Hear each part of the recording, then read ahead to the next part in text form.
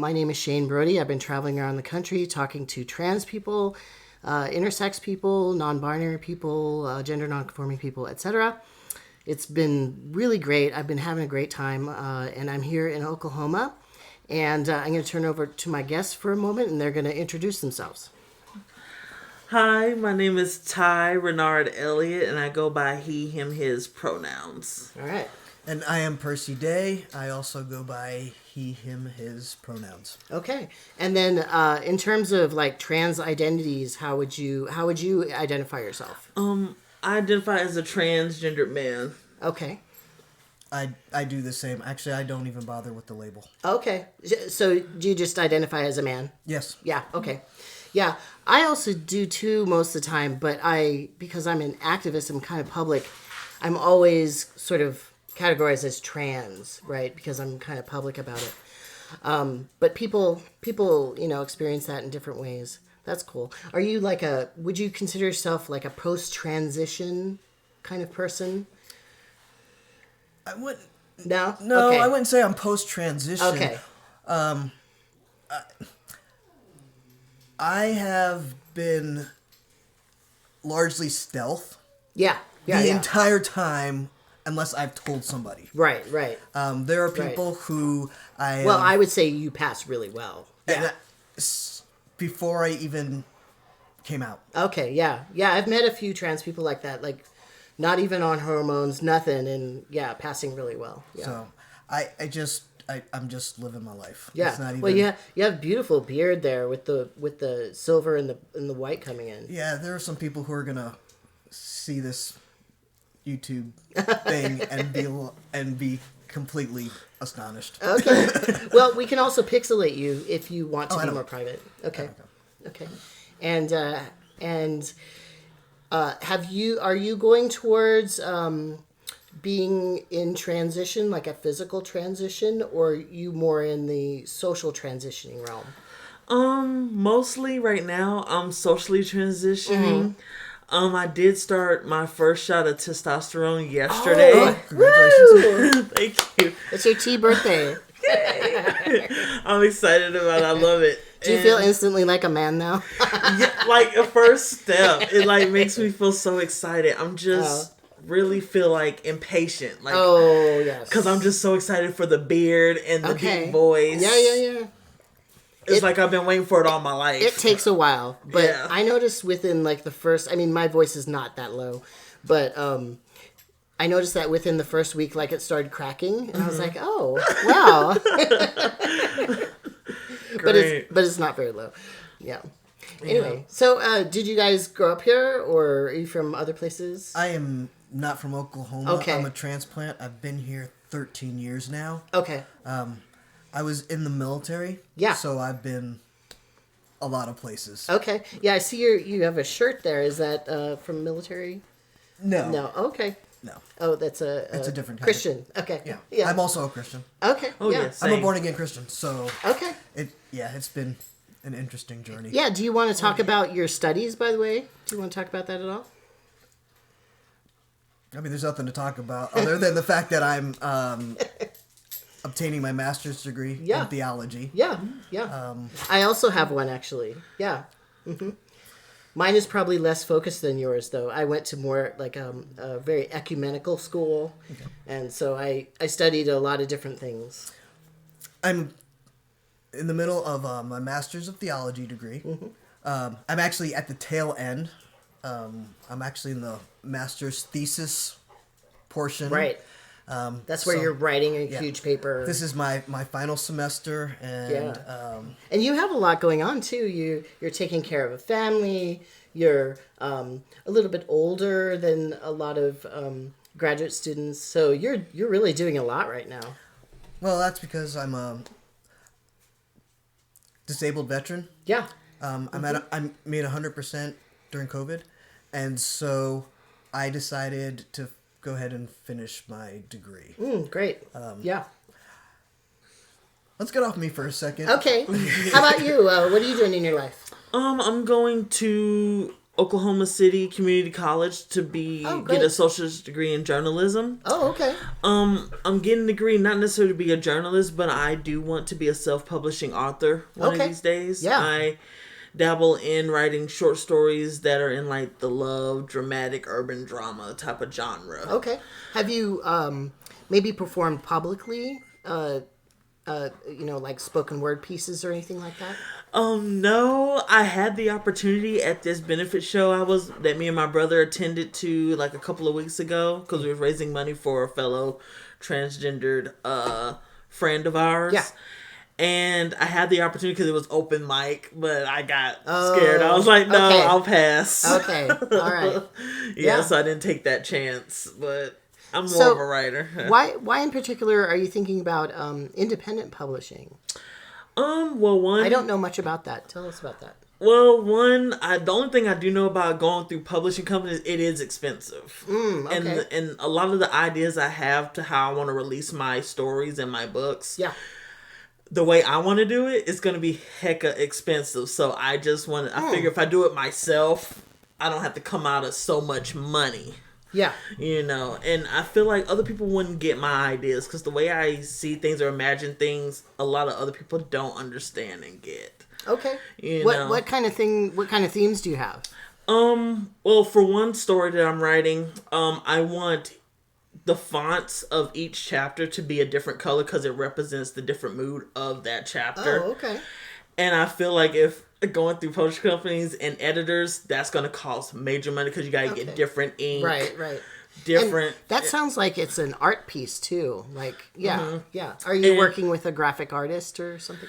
No, I haven't. Right now, all I'm doing right now is getting my ideas together and writing them down so I don't forget them and creating like character sheets for each character for different concepts that I've come up with. Okay. But once I do finish school, I am going to start writing. Yeah. Officially writing and start working on a novel. Oh, great. Yeah, that's the plan. Okay. Yeah, writing is hard. I mean, both of you guys are doing a lot of writing. I find writing just so difficult. Just amassing all those ideas and putting them in order and, trying to make something new from all this stuff. It's just so difficult. Oh, yeah. Yeah. Definitely. Yeah.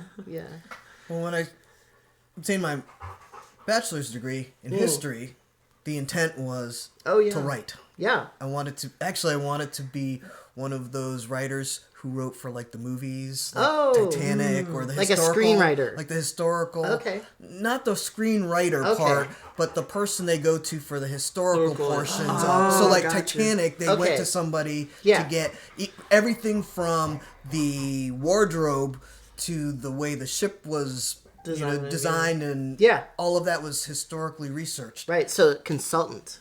Yeah. Okay, Yeah, cool. that sounds really dope. Cool.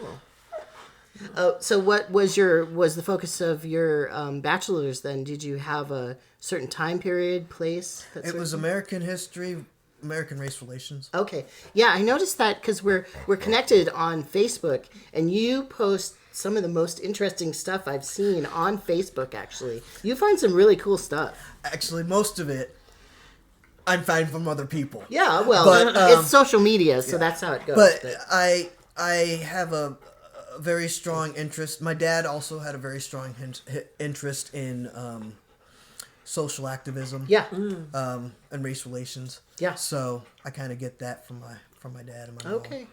Great. Wow. Is your family very religious? Do you have ministers in your background? No, my family's not. Well, my family. Parcel that out because that's a very large term. Okay. My mom and I came to faith when I was 11 years old. Okay. I actually led my mom to Christ. Oh, wow. Wow. That's I came, unusual. I came to faith through Vacation Bible School, Okay. the summer program, and so Is that a local program here? it's a local program anywhere. There's a church Okay. that has a summer program. Okay. It's called Vacation Bible School Yep. because while you're on vacation, you go to a week of Bible school. Okay. Yeah. And while I was there, I Okay. accepted Christ as my Savior. Yeah. And my mom noticed me doing weird things like walking around outside to go play with my Bible. Oh. And it freaked her out. So she went to church to find out what in the world I had gotten into. My mom was raised in the South. So for her, the concept of like holy roller Pentecostal kind like of church revival, tent revival, handling snakes thing kind of came into her mind. So she wanted to make sure that I wasn't, gonna be a little more difficult for her to raise. Was there like kind of a sudden change in you, like a revelation? Kind of. Yeah, my mom had never seen me walking around with a Bible before. Yeah. So the fact that I was going outside to play, Yeah. made her very curious. Yeah. So she came to church that Sunday at the end of the program, and she also came to faith. Wow. And her first act as a new Christian was to put me in Christian school. Wow. So from the age of 11 until I graduated from Cedarville University, which is a Christian liberal arts college, I went to Christian schools. Okay. Obviously, by choice, I chose my own college. I didn't. Okay, cool. So, do you have plans to go further in this vocation? I don't plan on preaching. Okay. There are too many churches in Oklahoma. There's a lot. Definitely. And really large ones. And too. really large ones. Yeah. My focus is going to be more on the education, writing Okay. spectrum. So of things. communication in a bigger scale. Communication in a bigger scale, and more of a. The word has escaped me. I want to say supplement, maybe. Okay. Yeah. So something that people would go to as kind of a... So I grew up in Christian Science, and they had something called the Key to the Scriptures. So something that would help you through reading the Bible, basically. Sure, but more on a let's say you don't have. I mean, I haven't planned it all out yet. Sure. I'm still in the. I got to get my thesis done. Right. And you're very focused too. It was actually really hard to schedule this interview just because you're so busy, which is cool. Because I'm working on a master's thesis. Oh yeah. I know. And then you're taking care of family too. Well, family's not family. Family's my daughter. Yeah. So, yeah. It's not like I'm taking care of 6 other people. Well, having a daughter, that's a big But she's deal. only 8, and so that's like Right. a job all in and up. Right. On itself. It is definitely. When there are ministers, so kind of, if you have experienced Life Church here, have you experienced Life Church? No, I here? haven't. No. They have a group of pastors who do certain things, and some of them are specifically like support for the other pastors. There are other churches that do that. Yeah. So they have a pastor that preaches, pastor that teaches, the youth ministry, but then they have someone who is there just to support the staff. Yeah.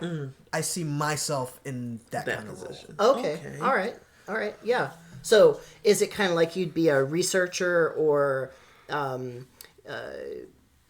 given assignments from We'll see. Yeah, okay. Yeah. It sounds cool. I can't tell you what the future will hold, but I mean, I'm going to be researching for the rest of my life anyway. I've been doing it since high school. Yeah. That sounds great. And you sound like you're also a Christian. Yes. What's your experience with that here in Oklahoma? I don't physically go to any churches out here in Oklahoma. Okay. I'm already part of a church called Transformation Church. It's in Tulsa, Oklahoma. Okay. But I don't. Were you just living there prior to being here in? Oh no, I've never lived in Tulsa, Okay. but I came across Transformation Church through YouTube. They're online. Okay. Oh yeah, Okay. Pastor Michael Todd, he's great. Okay. And I honestly believe God has led me to that church, and that has become my virtual church home until I can actually get there physically. But Oh, great. yes, Wow. it has done wonders for me in my journey. What exactly has it done? Pretty much how to deal with the hard times in my life.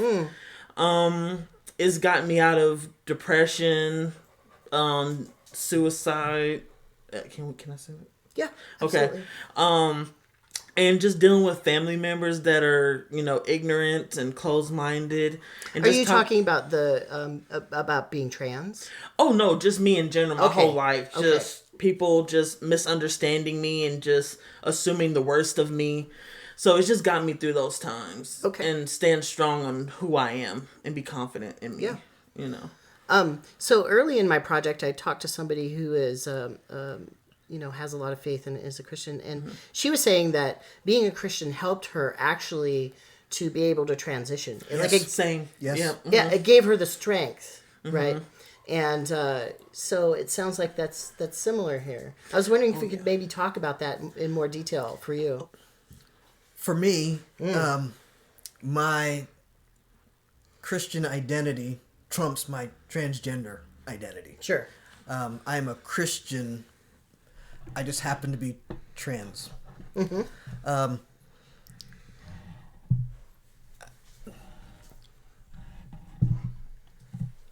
I was born in the 70s.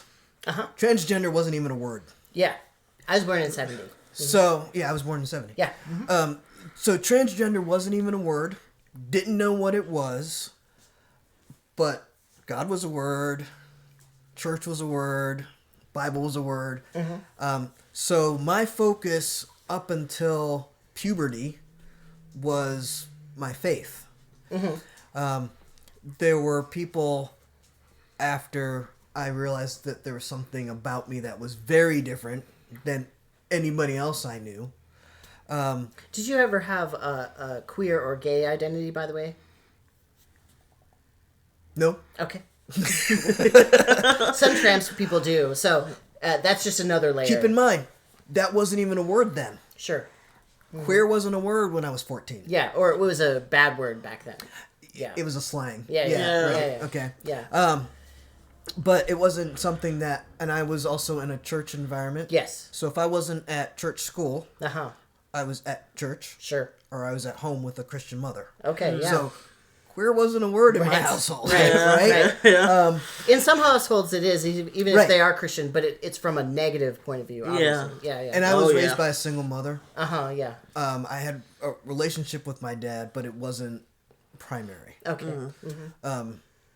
But coming to faith was pretty much how I dealt with whatever I was going through. So being different, I went to the Psalms. Or, if I was having trouble with somebody, I went to, maybe the book of Ephesians or Galatians about how to handle something.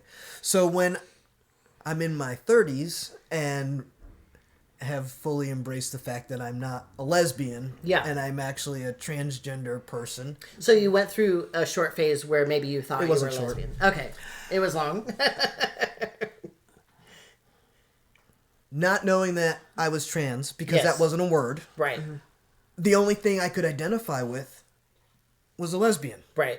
Yeah. I didn't know any different because I hadn't been taught there was anything different. Right. Yeah. Oh, yeah. They weren't talking about trans people. I mean, there was only like a handful that were in the news, going back to the 50s. Or you were transvestite and or a cross-dresser. Right. But I wasn't just getting dressed up for the heck of it. Right. I was missing parts of my anatomy that didn't. And then the only people I ever heard of were basically what we would call trans women now. I never heard of anybody masculine, ever. And add to that, there are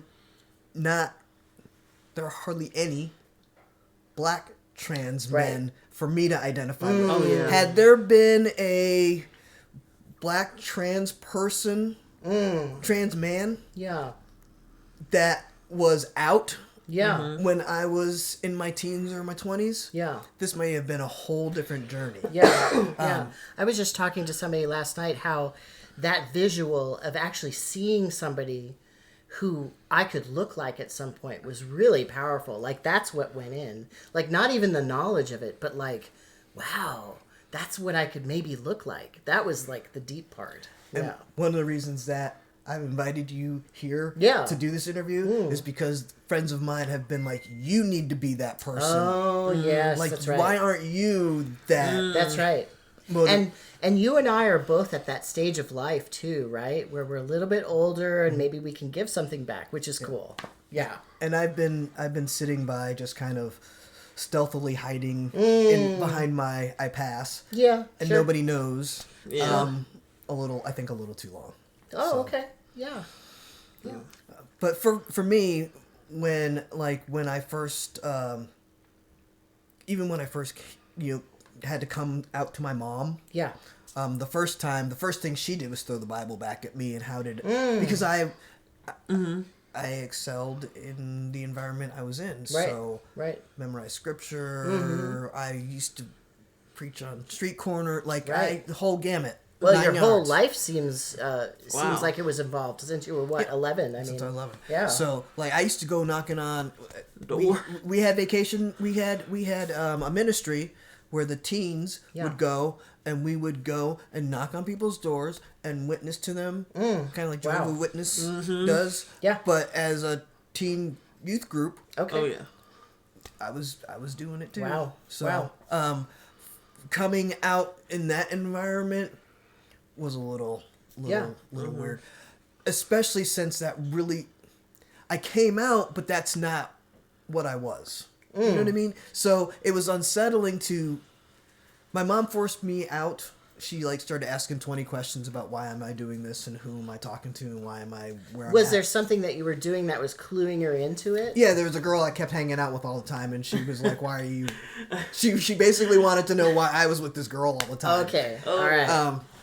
And so, and You're in trouble now. well, I was. My mom didn't talk to me for 2 weeks, and that was as a lesbian. Right. Yeah. So for part of my journey, it was trying to figure out why that just wasn't enough. That wasn't right. Yeah. Right. Yeah. And so when I got to Washington. Well, that's Washington another State story. or D.C.? Yeah. Washington State. Okay. I've only been to Washington, D.C. to visit. When I got to Washington State and actually came out as trans, years had gone by. I was in my late 30s, and both of my parents were pretty much like, well, I can't stop you from doing it. Right. Yeah, it's You're definitely, grown now. it's definitely your life now. Yeah, and so they were like, okay. Yeah. I mean, my mom had a harder time, but Yeah, but okay. my dad. So, but my faith has always that's never been in question. Yeah, yeah. Like yeah. my identity as a Christian never wavered because I might have had issues with why'd you do this or what's going on. Right. But when we talk a little bit more later, I'll explain why that wasn't even really a big deal. What me. specifically wasn't a big deal? My questioning God. Okay. And then, how did it bolster you? Like him, except for the being grounded in my faith part, me and God has always had a rocky relationship. Okay. Just trying to find my place in the world, not really knowing who I am or who I need to be. Once I kind of got in my early 20s, I kind of started establishing myself as a lesbian. But even after a while, even then, it just was not sitting right with me. I just could not figure out And what era is this that you're talking about? I was in my high school. Okay. Is this era. in the 90s or the aughties? Oh, early 2000s. This is when I'm I graduated in 2012. Okay. So things for trans people are getting a little bit better during that time. Mm-hmm. Yeah. And I still didn't know a lot about what it meant to be transgender. I didn't even cross my mind. I knew I had secret thoughts about when I look at certain men, when I looked at cisgendered men, and I'd be like, I want that. I want that body part. I want that. And I just when I come across women and I try to date or have crushes on women, I'm I'd never had the confidence because I'm I want to pursue that woman, but it's I'm not me. Okay, if I'm making sense. Right. I'm not masculine enough. I can't give them what they want or something like that. Yeah, you know? Sometimes I hear from gay trans men. People wonder, like, why did you transition if you're just going to date men afterwards? But those are different things. Yeah, sexuality and your own gender. Yeah, Gender identity is different. And so I just felt out of place. I even kept going back and forth. I would tell my church congregation, "I'm straight," and and then at one moment, were you being accused of something, or? No, I just felt like I had to pick a box. Okay. Because my church just kept pushing me like, you don't need to be lesbian. That's the devil's work. You know, that talk. And so I was like, you know what? I'm going to get saved and I'm going to be like, I'm straight. And that didn't last only for 2 days. Okay. So you did your own like miniature conversion therapy. Yeah. But it did not work. Okay. It didn't last for 2 days. Because then I met this... oh no. Then I still kept having crushes on women. Yeah. I had a guy that had a crush on me till he was bisexual. Yeah. And he was like, I think you're bi. Like, just admit it to yourself that you're bi. And I just stopped talking to him because I thought I was... Sorry. No, you're good. My dog is very fascinated by the cat here. And, I just thought that maybe he was right and I was just scared to admit it to myself, so I stopped talking to him. Okay. But fast forwarding, about 2016 to 2018 is when I was just in a really dark place and I still felt like I didn't know who I was. I even moved from Idaho at one point to go to Colorado for a whole female. Oh, and wow. that ruined my life, and that was just terrible. And that's quite a tumultuous time as well, because Trump was president, and politically there was just a lot of enmity between people. Yeah, it was just not the greatest years. Yeah. The moments of my life. And Idaho is quite a place, I would think, for an African American person, because I don't think there's a lot of... Oh, that's an experience in itself. Oh my God, the story on that. Yeah, because there's like neo-Nazis and they're pretty open there. Oh, the first night I got there, me and my friend were walking to the convenience store and there was a group of white people in a truck riding down the neighborhood saying, we're going to kill the N-words tonight. Like shooting guns and they're like... We were like, what the crap? Wow. But, yeah, that was an experience. But by the time, I would say 2020, I went back to Colorado to visit my cousin. And it was just during COVID? Like, yeah, it's kind of like during COVID. And so the moment I came out as trans was one of the nights, it was like the last day I was visiting before I had to go back. Yeah. And I just got plastered drunk. I drank this whole thing of Crown Royal apple by myself. Oh no. And immediately, I know people might dismiss it because I was drunk, but in that moment I heard God speak to me. I was like, this has to stop. The constant drinking yourself to death. Need to stop. You heard that tiny voice inside of you, that was speaking to you. So yeah. And even some people hear it at that lowest point. Yeah. And it was, I just felt like God was being like a heavenly father in that moment, like talking like to a child, like stop this. Yeah. And it was to the point where it's like, you know who you are. Just say it. Just live it and say it already so you can stop this harming yourself. Did you give up that hard drinking and all that? Yeah. I don't touch alcohol. Yeah. I haven't touched it since that day. I did as well. Yeah. It's hard to do. Yeah. Because it's everywhere. In that moment, I just made this long post on Facebook and I just told the world, I was like, I'm transgender. Oh, wow. I'm a transgender man. I've known this forever. As a kid, I didn't have a word for it. Yeah. Because I lived in a small town of Thomasville and I didn't know anything about LGBTQ, trans people, lesbian. I always heard the negative terms like, oh, you're a sissy boy or you're gay. You're, Where's Thomasville? In Georgia. It's Thomasville, Georgia. Yeah. Okay. And wow, you've been bouncing around a lot. Everywhere. Yeah. Running from my problems mostly. Okay. Just bouncing everywhere. That sounds familiar. Yeah. Actually, I know where Thomasville is. I was stationed in Fort Gordon. Oh, really? Yeah, Okay. I did 5 years in Georgia. Okay. Yeah. I was in Georgia, and I was just amazed at how big and beautiful the trees were there. They have some magnificent trees there. Yeah, where I lived, it was pretty good. It was pretty chill. But yeah, that's just pretty much how I came out. My mom was mad though, because she's like, "Why didn't you call me and tell me first personally?" Oh. But I told her, one, in that moment, I had to do it. I Yeah. had to do it that way. And two, a safety issue, because I don't know how you're going to react. I've seen family members attack their kids because Oh, yes. they came out as Yeah. trans. So you did it very publicly rather than more privately with your family. Oh, interesting. Why did you think that would be helpful? I think because talking about bringing God into it again, because he is the one that revealed this truth to me.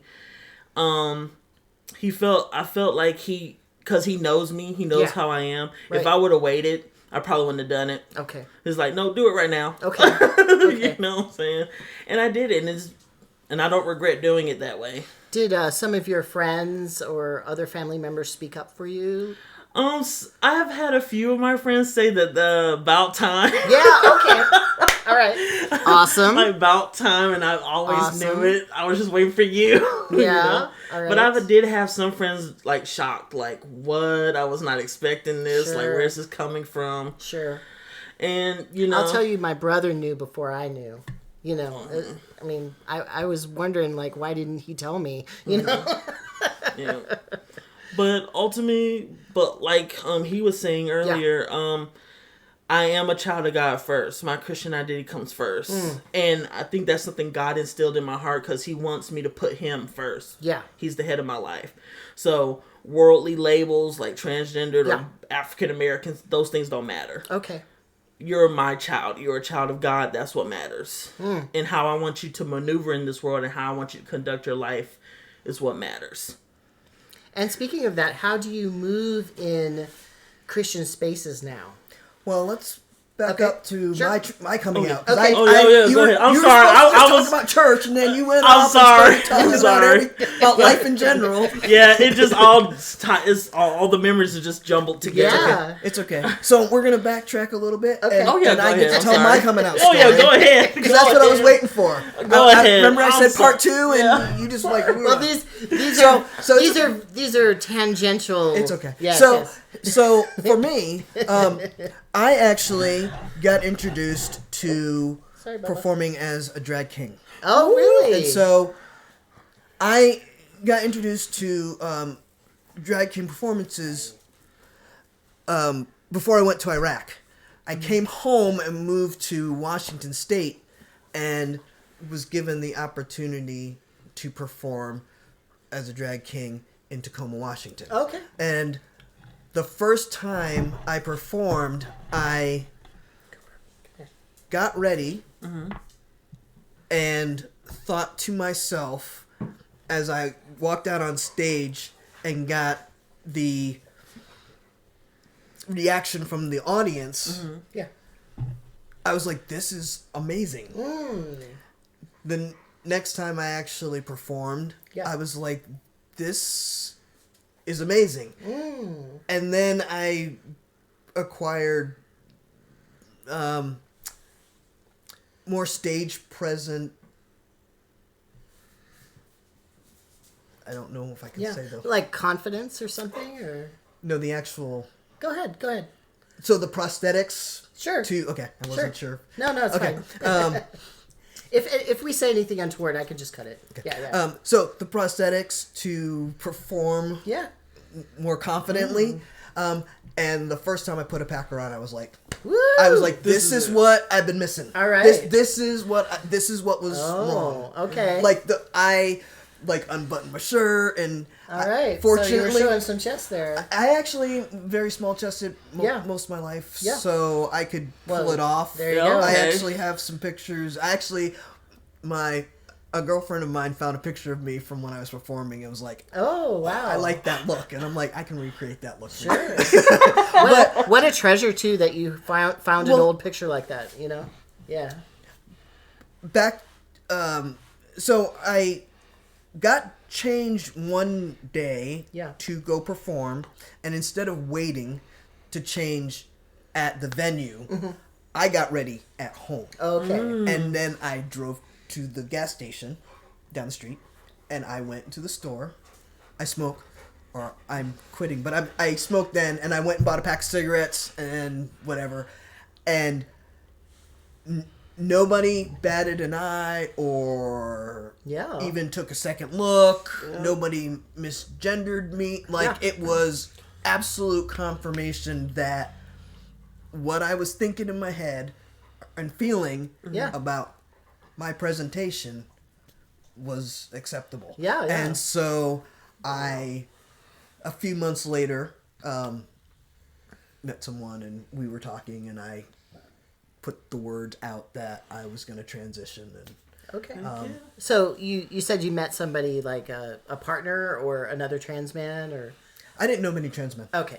Trans men are not a thing that I hung out with or knew until probably Oklahoma. Okay. Oh, really? I have been stealth most of my existence. Okay. So you're not even like hanging out with any trans people then? I'm here in Oklahoma now. Okay. So until I got to Oklahoma. So before I got to Oklahoma, so Washington, California. Yeah. I didn't know where to find them or where they were. Because we were hiding. Sure. Right? Yeah. We don't walk around with shirts on, unless you're in protest. Yeah, unless you're an activist. It's not on my forehead. Right. Right? So how do I know that you are a trans man until I get to... So I didn't know. Yeah. So no, I didn't have trans men friends. I didn't know anybody. True. Okay. The only other person that I knew who was transitioning was when I decided to transition.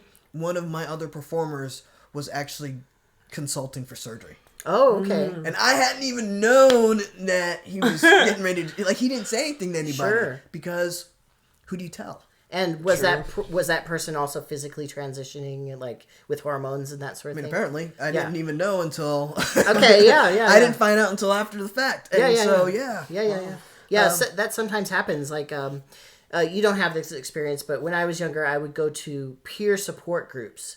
Right, I would look them up and I would go to them. In Seattle, there was actually Ingersoll Gender Center, which is where I started getting my testosterone. Oh, from. Great, yeah. And so I would meet with other trans people and talk to them about their experience, and that was really helpful. I can't imagine like doing it sort of completely on my own. That's pretty intense. I didn't know. Yeah. I didn't know, and it's not like unless you start looking for it. Yeah. Right. And I didn't know what to look for. Yeah. Because I had just decided, this is how I feel better. Yeah. Now I need to...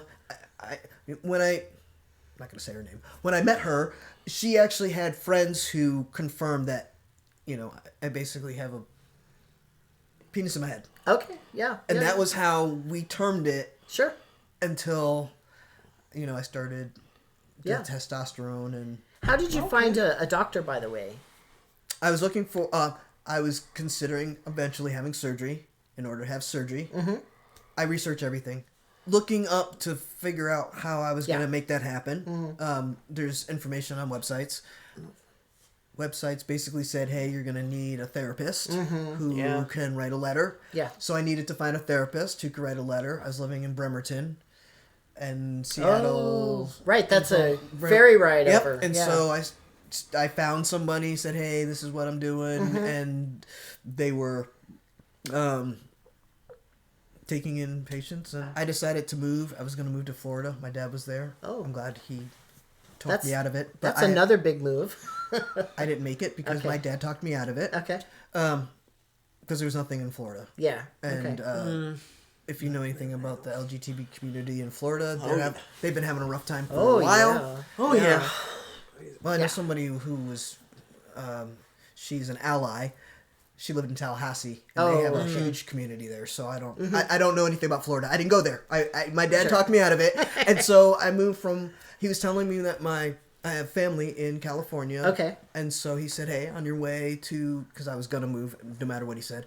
He said, stop by. Yeah. And I stopped, and I stayed in Sacramento. Oh, okay. And I fell in love with Sacramento. Yeah. And Sacramento's a great city. Yeah. Well, in Washington, they had just gotten everything prepared for gender changes on your driver's licenses, and so All the legal stuff. Yeah. so well, not all illegal stuff, but at least that part. Sure. And so when I got to California, the changeover from like my driver's license and everything was super easy. Yeah. Yeah. Yeah. And so like they just faxed over, my doctor faxed over a letter, and they changed over my.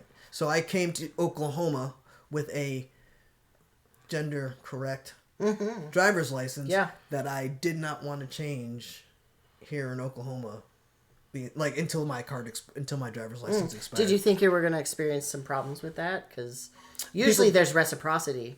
Well, people do, but Oklahoma is not California. Yeah, right. Or Washington State. Right. Or California. I mean, Connecticut. There's other places where it would have been a whole lot easier. Sure. Fortunately, I was born in Connecticut, and Connecticut is super accommodating. Yeah. And so getting what I needed was actually really easy. Are you talking about like amending your birth certificate or something? Okay. Yeah. I'm in That's the process of that right now. Oh, you I'm are? getting my name changed on my birth certificate. Okay. And stuff like that. And so that's on its way. I should get it early April or Oh, mid-April wow. in the mail. I got mine on my birthday in 2017. Oh, wow. It literally arrived on my birthday. Yeah. That's great. That's a great gift. It was awesome. It was amazing. It was Meant awesome. to be, right? Of course it was. Yeah. Oh, yeah. I myself, I went through some of the initial process of changing my birth certificate, and then I didn't do it. I just decided not to for various reasons. But that's great that it was easy for you. Well, I have a daughter. Yeah. Who's legally my daughter. Mm-hmm. And so it was necessary. Yeah. But it was necessary before that. Like, Okay. it was necessary for me. I haven't been called my dead name Sure. Yeah. since, well, except for my mom. Yeah. Sometime, actually, she's gotten really good at it. She's gotten so much better. That's good. My mom had a very hard time with all of this Okay. because of her faith, Sure. her walk. Okay. And I think my stepdad actually helped her kind of nip that in the bud. Okay, because, we actually didn't speak. Well, we did not speak. We spoke, but we didn't see each other for 25 years. Oh, geez. Wow. So, 25 years. Yeah. Goodness So gracious. when I finally got to see her, it was at a funeral. And my extended family, who basically had been asking, where am I?